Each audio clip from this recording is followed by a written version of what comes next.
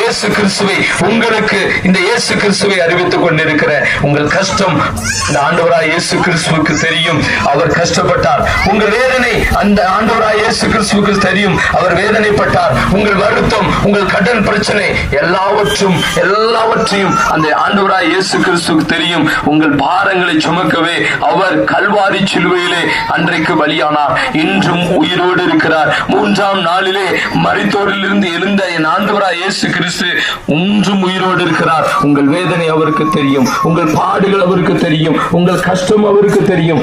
நீங்க அவரிடத்திலே உங்கள் வழிகளை ஒப்பு கொடுத்து மனம் திரும்பும் போது உங்கள் வாழ்வை மாற்ற வல்லவராய் இருக்கிறார். உங்கள் வாழ்க்கையில ஒரு அதிசயத்தை, ஒரு அற்புதத்தை செய்ய வல்லவராய் இருக்கிறார். அப்படித்தான் தெருவிலே பிச்சை எடுத்துக் கொண்டிருந்த மகன், அப்படித்தான் தெருவிலே அங்கலாய்ப்போடு இருந்து கொண்டிருந்த மகன், என் தாய் என் தகப்ப என்னை தெருவில விட்டுட்டு போயிட்டானே, நான் இப்படி அனாதையா கிடக்கிறேனே,